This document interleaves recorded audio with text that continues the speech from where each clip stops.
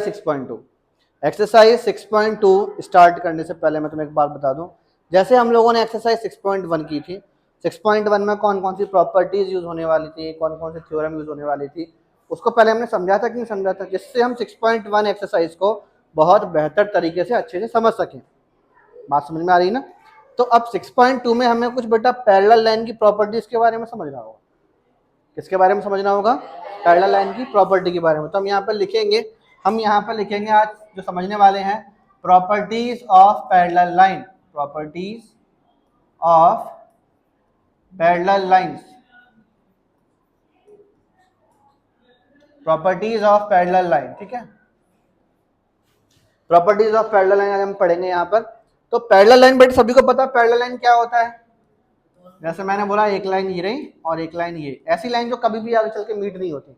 इन लाइनों को मैं चाहे कितना भी आगे लेके जाऊं, इन दोनों लाइनों को चाहे कितना पीछे लेके जाऊं, लेकिन कभी ऐसा टाइम आएगा ही नहीं कि जिस टाइम ये दोनों के दोनों लाइंस मीट हो रही होंगी। ऐसा टाइम कभी नहीं आता। ठीक है, तो हमारे पास इस लाइन को मैंने एक्स वाई मान लिया और इस लाइन को मैंने यहाँ पर मान लो इस पैरेलल लाइन को बेटा किसी एक ट्रांसवर्सल लाइन ने कट कर दिया। ट्रांसवर्सल मतलब बेटा ऐसी लाइन जो दो पैरेलल लाइन को कट करती है। ट्रांसवर्सल कौन सी लाइन होती है? जो पैरेलल लाइन को कट करती है ना। ये हमारे पास मान लो इस लाइन को भी नाम मैंने दे दिया ए बी। तो अब हमें यहाँ पर बेटा बहुत सारी प्रॉपर्टी है इसमें। जैसे ही दो पैरेलल लाइन को कोई ट्रांसवर्सल लाइन कट करती है, वैसे बहुत सारी प्रॉपर्टीज आ जाती हैं। बहुत सारी प्रॉपर्टीज की बिन बुलाए एंट्री हो जाती है और हमें उन प्रॉपर्टीज को बहुत अच्छे से समझना होगा, बहुत अच्छे से समझना होगा। तो हम यहाँ पर बेटा प्रॉपर्टी नंबर 1 सबसे पहले मैं जो समझाने जा रहा हूँ वो हम समझेंगे, alternate interior angles are equal. Alternate interior angles are equal. Alternate interior angles होते क्या हैं? जैसे मैंने एंगल को नाम दिया 1 2 3 4 5 6 7 8। जैसा कि अल्टरनेट इंटीरियर वर्ड बोला, इंटीरियर मतलब पैरेलल लाइन के अंदर वाले एंगल। तो पैरेलल लाइन के अंदर वाले जो एंगल होते हैं उनके बारे में बोला गया। अल्टरनेट इंटीरियर में बेटा जेड शेप के जो एंगल बनते हैं ना, जेड शेप के, चाहे वो जेड ऐसा बने और चाहे वो जेड ऐसा बने, इसके अंदर के जो एंगल होते हैं, मतलब ये वाला एंगल इसके इक्वल होगा और ये वाला एंगल इसके इक्वल होगा। बात समझ में आ रही है मेरी? बात समझ आ रही है? चलते हैं वहां पर। देखो जरा, ये जेड बना कि नहीं बना? अरे बोलो हाँ या ना। तो बेटा 4 5 के इक्वल हो गया, 4 5 के इक्वल हो गया ना। तो हमारे पास यहाँ पर angle 4 is equals to angle 5। वैसे ही उल्टा बना दो, जेड जेड उल्टा बन गया तो एंगल 3 एंगल 6 के इक्वल हो गया ना। तो angle 3 is equals to angle number 6। ये बेटा हमारे पास अल्टरनेट इंटीरियर एंगल मैंने अभी आपको समझाया है और ये बहुत काम की प्रॉपर्टी है। एक बड़ी पुरानी कहावत है बेटा, वृंदावन में रहना है तो राधे राधे कहना है। वही सेम चीज यहाँ पर चैप्टर 6 में है। एक्सरसाइज 6.2 को अगर करना है तो इन प्रॉपर्टीज को बहुत अच्छे से समझना है। ठीक है, प्रॉपर्टी नंबर 1 अभी आप लोगों ने समझी है। अब हम चलेंगे बेटा प्रॉपर्टी नंबर 2 की तरफ। प्रॉपर्टी नंबर 2 की तरफ, तो प्रॉपर्टी नंबर 2 में हमारे पास बेटा आता है यहाँ पर corresponding angles are equal. Corresponding angles are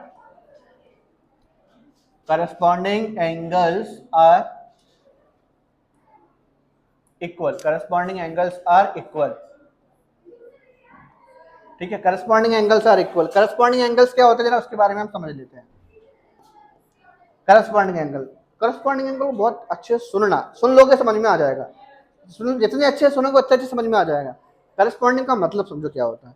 मैंने बोला कि बेटा ऊपर वाली लाइन के लेफ्ट कॉर्नर पर जो एंगल है वो नीचे वाली लाइन के लेफ्ट कॉर्नर के ऊपर जो एंगल है वो इक्वल होंगे। करस्पॉन्डिंग का मतलब होता है एक जैसा। क्या होता है? एक जैसा। ठीक है, एक दूसरे के जो बिल्कुल एक जैसे हो वो। तो एक बार फिर सुनो, मैंने बोला ऊपर वाली लाइन के लेफ्ट कॉर्नर में ऊपर जो एंगल है वो नीचे वाली लाइन के लेफ्ट कॉर्नर के ऊपर जो एंगल उसके इक्वल होगा। वैसे ही बात सबके लिए होगी ना। राइट साइड ऊपर वाले एंगल, तो नीचे वाले लाइन में राइट साइड ऊपर वाला एंगल होगा कि नहीं होगा? होगा ना। महिलाएं बताओ। हाँ, वैसे ही यहाँ पर 4 किसके इक्वल होगा? शाबाश। वैसे ही 3 किसके इक्वल होगा? 7 के। ठीक है ना। तब इसको हम यहाँ लिखेंगे, angle 1 is equal to what? Angle 6, very good. और उसके बाद एंगल 4 इज इक्वल्स टू 8 और एंगल 2 इज इक्वल्स टू 5 और angle 3 is equals to angle, ये बेटा हमने अभी कौन सी प्रॉपर्टी पढ़ी, करस्पॉन्डिंग एंगल्स आर इक्वल। कोई डाउट नहीं इसमें किसी को, कंफर्म समझ में आ गया। एक प्रॉपर्टी और है, एक प्रॉपर्टी और है जिसको हम लोग बोलते हैं सम ऑफ को इंटीरियर एंगल्स, सम ऑफ को इंटीरियर एंगल्स इज 180 डिग्री। ये मैं लिखवाता हूँ बच्चों को, और बुक में यही चीज एक और भाषा में बोली गई है, अंग्रेजी में ही लिखी हुई है, लेकिन उनकी लैंग्वेज थोड़ी बड़ी है। आप चाहो तो मेरी वाली लैंग्वेज यूज कर लेना जो मैं लिखवाता हूँ बच्चों को, नंबर नहीं काटेंगे, उसकी गारंटी मैं देता हूँ, नंबर पूरे मिलेंगे, तुम्हारी चिंता मत करो। और बुक वाला भी बता देता हूँ कि लिखा क्या हुआ है, मतलब दोनों का सेम ही है। बुक में लिखा होगा angles on the same side of a transversal, angles on the same side of a transversal is 180 degree. दोनों का मतलब सेम है, दोनों का मतलब सेम है। मैं समझाता हूं, अभी देखना क्या होता है बेटा, बहुत प्यारे तरीके से समझो। सम ऑफ को इंटीरियर का मतलब होता है बेटा एक साथ अंदर वाले एंगल। तो एक साथ अंदर वाले एंगल्स का जो सम होता है वो कितना होता है, ठीक है। याद रखना मैंने बोला एक साथ, जैसे मैंने बोला कि इस वाले रूम में मैं खड़ा हुआ, अभी तुम लोग की क्लास ले रहा हूँ, बगल वाले रूम में जो भी क्लास ले रहा है कि हम साथ साथ हैं भैया, हम आपके हैं, कौन हो गया, क्लियर है कि नहीं। तो हम साथ साथ हैं वाला कॉन्सेप्ट किसके साथ लगेगा, आप लोगों के साथ, क्योंकि हम एक रूम के अंदर बैठे हुए हैं। यहाँ पे देखो ध्यान से, मैंने बोला कि एंगल 4 जो है, इसमें बताओ एंगल 4 हम साथ साथ है वाला कॉन्सेप्ट 3 के साथ बना रहे हैं, किसके साथ बना रहा है। 6 वाले बच्चों के लिए हाथ ऊपर करो, 6 के लिए हाथ ऊपर करो। Right answer is 6। अब 3 वाले बच्चों को समझाता हूँ बेटा, 3 जो लिखा है ना इसमें 3, वो हम साथ साथ है नहीं, वो है बेटा हम आपके हैं कौन, क्योंकि 3 और 4 के बीच में ये दीवार है। मैंने तुमको एग्जांपल देके समझाया था, लेकिन समझाया था कि इस रूम में मैं खड़ा हूँ, बगल में कोई और खड़ा हुआ है, तो भैया साथ साथ कैसे हुए, हम आपके हैं कौन होगा। क्लियर हुआ कि नहीं हुआ, हाँ जी। इक्वल तो बोला ही नहीं मैंने तो बस ये पूछा था साथ साथ वाले एंगल कौन से हैं, कौन सा 3 6 4 के इक्वल होगा, 4 के साथ होगा, 3 5 के साथ होगा, बस 2 ही एंगल साथ हैं इसमें। 1 को थोड़ी, 1 तो बेटा घर के बाहर रोड पे कौन घूम रहा है उसको किसका तो बोलोगे तुम, यार वही तो समझा रहा हूँ बेटा, वही समझा रहा हूँ यहाँ पर। मैंने बोला कि सम ऑफ को इंटीरियर एंगल्स इज 180, एक साथ अंदर वाले जो एंगल होते हैं उनका सम 180 होता है। तो यहाँ पर देखो 4 के साथ कौन है 6, तो हमारे पास देयरफॉर एंगल 4 प्लस एंगल 6 कितना हो जाएगा 180, है ना। वैसे बेटा एंगल 3 के साथ कौन है, तो इनका सम कितना हो जाएगा। तो अभी को प्रॉपर्टी अच्छे समझ में आ गई। अब यही प्रॉपर्टी बेटा जो आपके पुस्तक वाले लिखते हैं उनकी भाषा भी समझ लो, मतलब दोनों का सेम ही है। मैं तुम्हें इसको भी जरा टैली करके दिखाता हूँ। इसमें लिखा हुआ था angles on the same side of a transversal. अच्छा पहले बताओ ट्रांसवर्सल क्या था, शाबाश, ये लाइन ना, ठीक है ये लाइन। तो ये बोला गया angles on the same side of a transversal, तो ट्रांसवर्सल साइड के सेम साइड पर या तो इस साइड वाले ले लो या फिर इस साइड वाले एंगल ले लो, इनका सम कितना होता है, तो दोनों का मतलब सेम था कि नहीं था। अब पेपर में लेकिन एक ही रीजन लिख के आना, उनमें आ गया जो तुम्हारा मन कर, नीचे वाले से भी पूरे नंबर मिलेंगे और ऊपर वाले से भी पूरे नंबर मिलेंगे, बेफिक्र होकर लिखना, ठीक है। ये बेटा हम लोगों ने पैरेलल लाइन की प्रॉपर्टी सीखी है, ये प्रॉपर्टीज तुम लोग को अच्छे से आ गई, तो तुम ये मान लो एक्सरसाइज 6.2 के सारे क्वेश्चन कर लोगे, सारे क्वेश्चन कर लोगे, समझ में आ गई प्रॉपर्टी अच्छे से। अब हम आगे क्वेश्चंस की तरफ चलें बेटा, चलो exercise 6.2 question number 1, 6.2 question number 1 क्या लिखा है बेटा इस क्वेश्चन में, जरा क्वेश्चन को भी देख लेते हैं एक बार अच्छे से। क्वेश्चन नंबर 1, इसमें बेटा ये बोला गया if A B parallel to C D, A B line किसके पैरेलल है, सी डी के। तो मैंने गिवन में लिखा पहले गिवन कि A B is parallel to C D, फिर सी डी किसके पैरेलल है, ई एफ के, C D is parallel to E F, ठीक है। एंड बेटा वाई रेशियो जेड ये किसके इक्वल दिया है, 3:7 के, ठीक है। उसके बाद टू फाइंड, फाइंड क्या करना है बेटा इसमें हमें, टू फाइंड एक्स फाइंड करना है हमें, क्या फाइंड करना है, एक्स। अब इसके बाद इसको हम सॉल्व करना स्टार्ट करते हैं,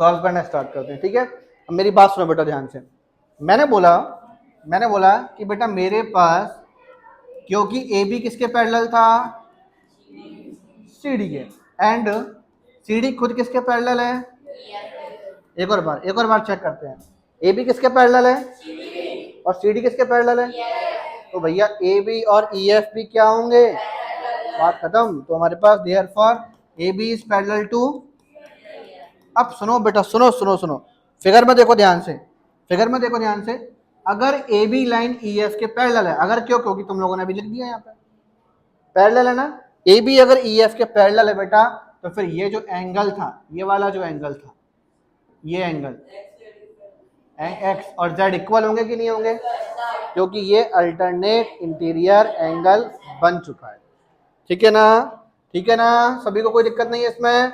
यहाँ क्या लिखेंगे, therefore x is equals to z, क्यों, क्योंकि अल्टरनेट रीजन देना पड़ता है बेटा, आप पूरे मार्क्स लाने के लिए हमें हर बार रीजन देना पड़ेगा, आप कौन सी प्रॉपर्टी यूज कर रहे हो आपको लिखना पड़ेगा, मेंशन करना पड़ेगा आपने क्या यूज किया, alternate interior angles are equal, no doubt, कोई डाउट नहीं बेटा इसमें किसी को, alternate interior angles are equal. अब बेटा आगे देखो, हमें एक रेशियो और गिवन दिया हुआ था, इट इज गिवन, क्या इक्वल दिया गया था बेटा, कि y अपॉन z किसके इक्वल है, परसों भी लास्ट क्लास में भी एक रेशियो वाला क्वेश्चन कराया था, याद करो, मैंने बताया था रेशियो को हमेशा x लेट करते हैं, बचपन में सीखा होगा तुम लोगों ने, लेकिन ये x लेट मत करना, क्यों, क्योंकि x ऑलरेडी क्वेश्चन में यूज हुआ है, तो कुछ और वेरिएबल ले लो, k ले लेते हैं, k हमने मान लिया लेट कर लो कि y को मैंने 3k मान ले लिया एंड z को 7k, ये मैंने यहाँ पर इसको लेट कर लिया, ठीक है, नो प्रॉब्लम ना, ठीक है, ये बेटा मैंने यहाँ पर इसको लेट कर लिया। अब आगे देखो, ये मैंने लेट कर लिया, अब मैंने आपसे बेटा बोला कि मेरे पास यहाँ पर ध्यान से देखना बेटा, ये x और y इसको प्लस करोगे तो कितना आ जाएगा, 180 आ जाएगा, आपके पास y की वैल्यू आ गई है और z नहीं आया। सुनो, x किसके इक्वल था बेटा, z के, है ना, तो हमारे पास इस हिसाब से बेटा अगर z 7k है तो देयरफॉर x भी कितना होगा ना, क्योंकि x is equals to z है। अब बेटा फिगर को देखो एक बार ध्यान से, फिगर को देखो, x और y हम साथ हैं, उनका सम कितना होगा, अरे वाह, आज तो बेटा तुम बॉर्नवीटा पी कर आए हो, मतलब जोश तुम्हारा आज बिल्कुल 7वें आसमान पर हो, पूरी भीड़ का है, तू हॉर्लिक्स पी कर आया, इनमें से कोई होगा अभी सर, आया मैं कॉम्प्लेन बॉय, कोई है इसमें, हाँ,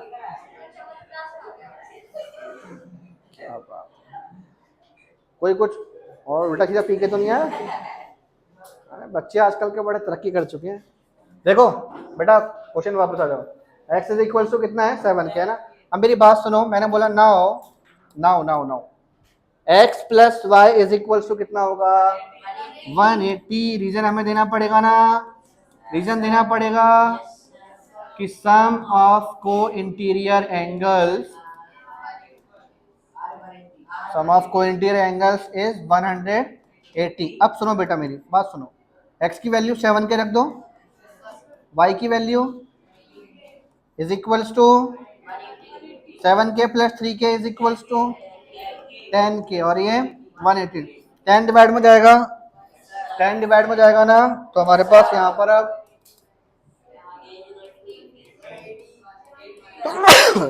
सॉरी 0 से बेटा 0 कट जाएगा, k कितना आएगा, 18। अब मेरी बात सुनो, k की वैल्यू बेटा 18 आ गई, हमें आंसर निकालना क्या था, x निकालना था, क्या निकालना था, x, और x हमारे पास क्या लिखा हुआ है, तो therefore x is equals to 7k, 7k कितना है बेटा, 18, मतलब 126, बोलो के डाउट, बोलो कोई डाउट है क्या इसमें? पक्का कोई दिक्कत नहीं है ना? ठीक है, हमें यही आंसर निकालना था और ये हमारा आंसर आ चुका है। प्रोसीड करें अगले क्वेश्चन पर, आगे बढ़ जाए।